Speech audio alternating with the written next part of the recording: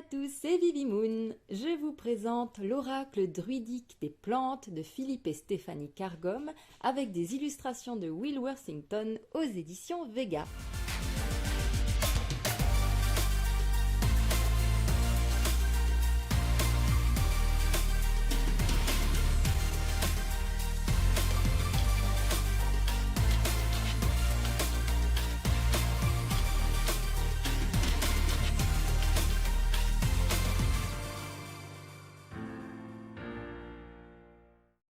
Tout d'abord, comme c'est ma première vidéo de cette année, je tiens à vous souhaiter une excellente année 2023 et j'espère qu'elle va vous apporter plein de bonnes choses, du bonheur, de la joie, des moments agréables, des petits et grands bonheurs, voilà, que vous puissiez en profiter au maximum de chaque journée voilà, qui vous est offert et bien évidemment avant toute chose, la santé. Voilà, je pense que c'est quand même très très important, surtout en ce moment. Et puis que vous puissiez réaliser tout ce que vous avez envie d'entreprendre, que ce soit sur le plan familial, que ce soit sur le plan professionnel. Voilà. Pour ma part, je vous avoue que je suis plutôt contente que l'année 2022 se termine. Alors évidemment, il y a eu des bonnes choses que j'ai eues, hein, bien évidemment. Hein. Une année n'est jamais ou tout noir ou tout rose. Mais je vous avoue que cette année a été quand même, l'année 2022 a été très très compliquée. Voilà, il y a eu des très bonnes choses, mais il y en a eu énormément de difficiles, beaucoup d'épreuves. Certaines sont, on va dire, un petit peu encore en cours, mais voilà, c'est déjà un petit peu mieux. Voilà, donc de toute ma vie, je crois que je l'avais déjà écrit à certaines personnes, de toute ma vie, j'ai rarement eu une année aussi difficile. À la limite, j'ai envie de dire tant mieux, hein, si toutes les autres étaient plutôt correctes, plutôt bonnes. Je ne vais pas me plaindre non plus, mais je vous avoue que j'ai bien morflé sur le plan émotionnel et sur plein de choses. Donc voilà, je suis contente, l'année 2022 est derrière, je prends ce qu'il y a à prendre. Voilà, elle n'est pas à jeter non plus, mais bon, il était grand temps, parce que jusqu'au dernier jour de l'année 2022, on a pris cher. Mais bon, voilà, nous sommes en 2023, on recommence sur des bases saines, même si c'est quand même la continuité de l'année 2022, bien évidemment, hein, on ne fait pas de table rase de tout, mais voilà, on prend ce qu'il y a de meilleur à prendre et on commence cette année sur de bonnes bases, du moins je l'espère. Maintenant, on va se tourner vers cet oracle, qui n'est pas non plus récent, mais qui, ma foi, m'a fait de l'œil. Maintenant, je vais voir si effectivement il va bien me parler. De ce que j'ai pu voir pour avoir fait un tirage, il a été bien, subtil dans sa façon de me dire les choses et j'ai beaucoup aimé. Donc c'est un oracle sur les plantes dans le monde druidique. Alors déjà, je ne m'attendais pas à recevoir une boîte aussi grande, déjà, d'une part. Alors, qu'est-ce qu'on nous dit? On nous dit: faites entrer les anciennes traditions druidiques des plantes et des herbes dans votre vie. Les druides révéraient certaines plantes, arbres, herbes et champignons et leur attribuaient une signification particulière. Cet extraordinaire jeu de 36 cartes présente les plantes les plus importantes ainsi que les récits populaires et mythologiques les concernant. Les belles illustrations de Will Worthington représentent chaque plante dans le moindre détail dans son milieu naturel. Le texte de Philippe et Stéphanie Cargom décrit les vertus et les qualités de chaque espèce. Il nous explique l'utilisation de ces cartes en tant qu'oracle de sagesse, de direction et d'inspiration. Voilà. Alors, c'est une boîte qui est tiroir. Voilà. Et on a un très grand livre. Très joli, ma foi. Et plutôt bien fait. J'aime bien déjà la typo qui est utilisée. Et on nous explique très bien les choses de façon simple, parce que moi, il faut me parler simple. Voilà, donc on nous parle vraiment de beaucoup de choses sans être trop pointilleux. Hein. Ça va être précis, mais pas barbant en fait. Enfin, précis, oui, je m'entends. Après, voilà, c'est quand même un guide qui est assez conséquent, mais c'est pas non plus un rusticat de botanique. Hein. Voilà. Donc on nous parle de certaines petites choses, voilà, les espèces importées, les sources mythologiques, la potion de Céridwen. Donc on plonge un petit peu dans l'univers celtique, c'est très joli. Voilà, et quand on a l'oracle, donc les explications des cartes, on a ici par exemple l'Aigre Moine, donc c'est le nom de la carte. Son nom je pense, en langage druidique, et puis son nom scientifique. On peut les inverser aussi, c'est-à-dire qu'on peut les lire à l'endroit comme à l'envers. Donc en position droite, donc à l'endroit, les mots-clés. En position inversée, les mots-clés. Et ensuite, on a comment dire, une explication sur sur ce qu'est cette plante, d'où elle nous vient, ses propriétés, voilà.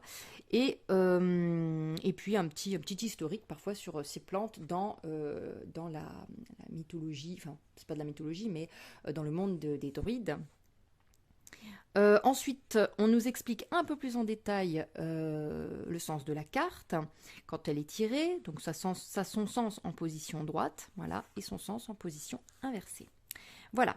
Et en prime, nous avons un petit encart sur les bénéfices que peuvent nous apporter cette plante lorsqu'elle est utilisée en médecine, enfin, médecine ou au moins pour se soigner. Voilà. Ce qui, ma foi, est fort intéressant. Bien évidemment, on ne se contente jamais que d'un seul guide hein, sur les plantes. Il faut toujours bien se renseigner avant de pouvoir utiliser les plantes parce que il y a toujours un revers, hein, comme les hommes. Voilà, il y a un côté bénéfique, un côté qui peut être parfois néfaste pour l'être humain. Hein, c'est comme pour tout. Donc toujours bien faire attention dans l'utilisation des plantes. Voilà, et ne jamais se fier uniquement à un guide. Voilà, ce sont des aides, mais prenez vraiment, si les plantes vous intéressent, des guides qui sont faits par des gens calés en la matière. Hein. Même si je ne nie pas que la source est a certainement été étudiée avec des sources fiables, mais voilà, ne vous contentez pas que d'une seule source. Voilà, ensuite on a comment utiliser les cartes. Voilà, quelques petits tirages, des indications de tirage qui peuvent, ma foi, peuvent être très intéressants, que je n'ai pas encore fait.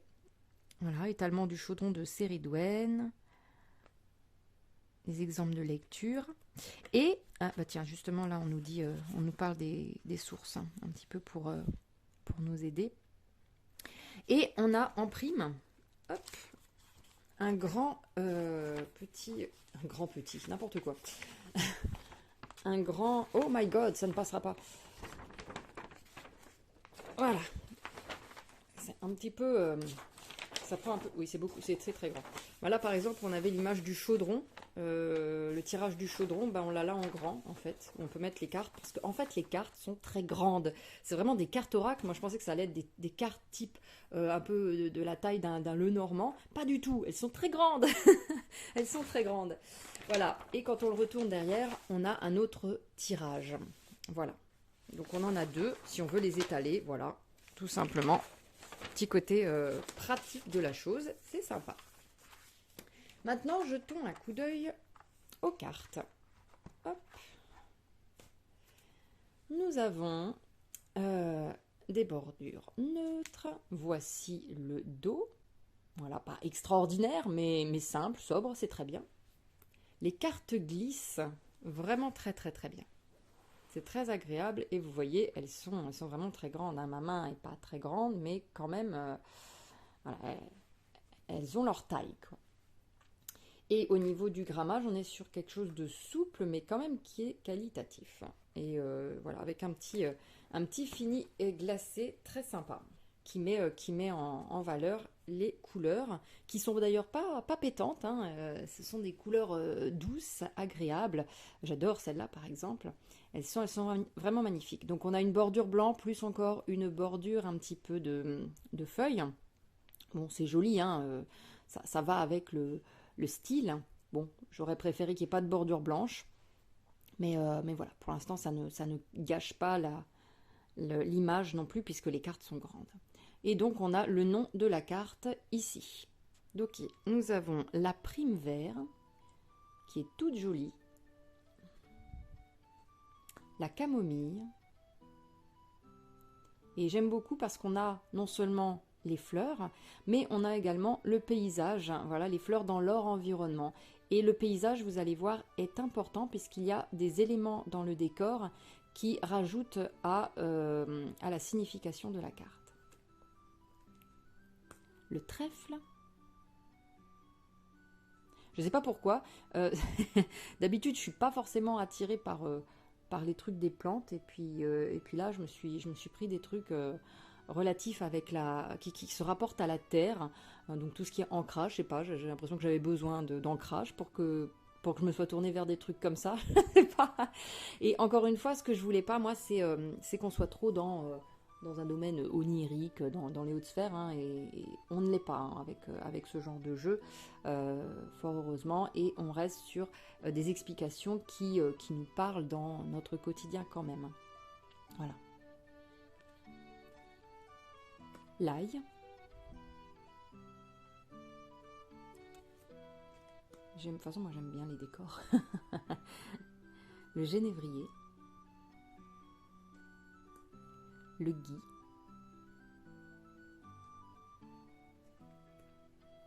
L'armoise. ça me rappelle systématiquement Harry Potter quand Rogue parle d'une pincée d'armoise. Qu'est-ce que j'obtiens quand j'ajoute de la racine d'asphodèle en poudre à une infusion d'armoise? J'entends sa voix quand je vois ça. L'ortie.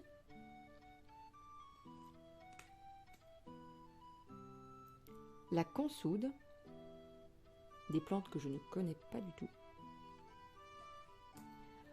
Le ou la guêde, parce que là c'est pareil, je ne connais pas. L'achillée.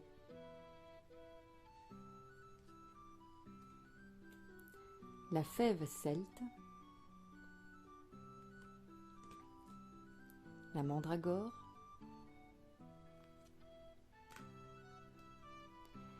Le ou la lycopode sélagine. Le pied de veau. Les poisons.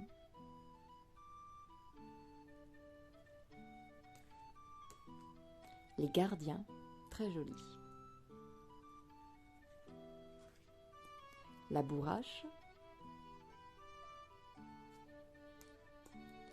La bardane.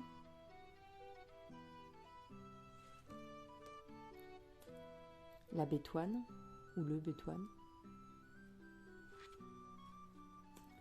La reine des prés. La fougère. Le lierre.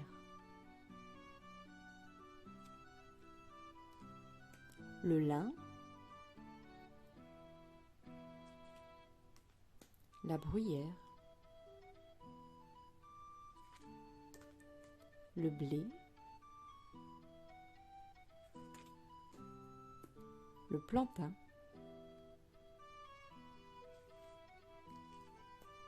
Les reconstituants. Très jolie dame. J'adore ça. Je m'en ferai un poster de celle-là. Veste de loup ou le veste de loup. L'aigre moine.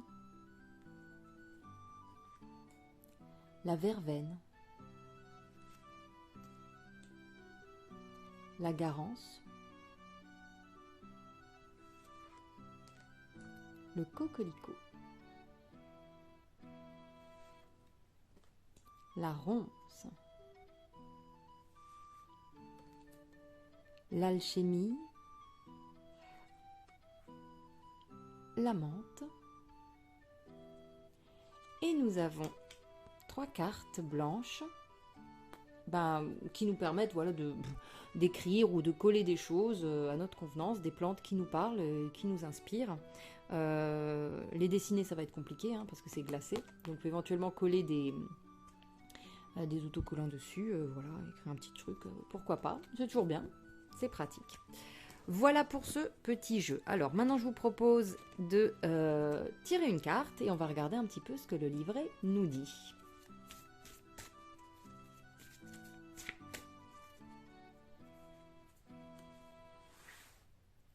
Hop là. Et voilà. Et nous avons tiré la menthe. Hop. Allons voir un petit peu ce que nous dit le guide. Alors par contre, pour le trouver, c'est pas simple. Parce qu'il me semble que ce n'est pas forcément par ordre alphabétique. Comme par exemple, là, on a la Reine des Prés, et après seulement, on a la menthe. Donc, je ne sais pas trop pourquoi c'est dans ce sens-là. Il doit y avoir une raison, hein, je pense que c'est peut-être écrit dedans. Mais voilà, j'ai pas encore eu le temps de me pencher. Dans tous les cas, on a ici le nom des plantes, donc c'est plus facile de se repérer là pour trouver, on a le numéro de la page ensuite. Alors, la menthe, on l'a tirée en position droite, hein. Donc ce qui veut dire clarté, concentration et renouvellement. La menthe est une plante aromatique pérenne, atteignant 120 cm de hauteur, poussant dans tout l'hémisphère nord et en Australie. On connaît quelques 25 espèces, en plus de 600 variétés. La menthe aquatique, Mentha aquatica, est indigène à la Grande-Bretagne et s'épanouit dans les marécages et autres terrains humides.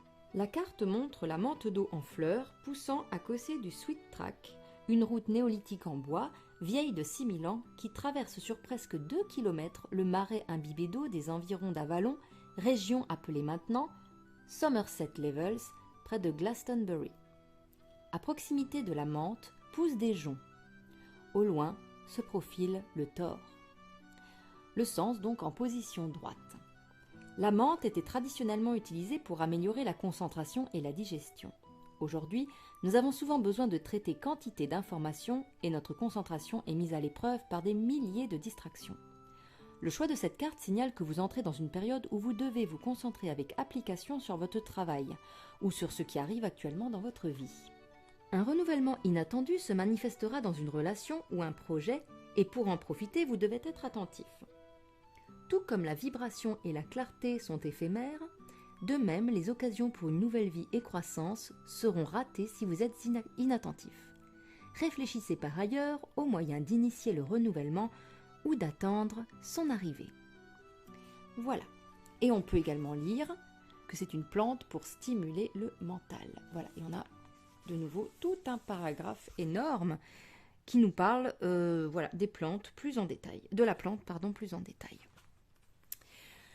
Voilà, je trouve ce gros oracle, même s'il n'y a pas énormément de cartes, mais ces grandes cartes, je les trouve vraiment très inspirantes, très relaxantes aussi. En fait, quand je tire ce jeu, il me fait pas du tout peur, il me relaxe, il me fait du bien, je trouve. Voilà, c'est pas un doudou deck, mais c'est quelque chose qui, je sais pas, qui m'inspire, ça m'apaise. Voilà. De la même façon, quand on est en pleine nature, on se sent apaisé, et ben là, c'est un peu pareil en fait. Voilà, j'espère que cet oracle vous aura plu. Je vous fais plein de gros bisous. Je vous souhaite encore une excellente année 2023. Et puis je vous dis à très bientôt. Prenez soin de vous.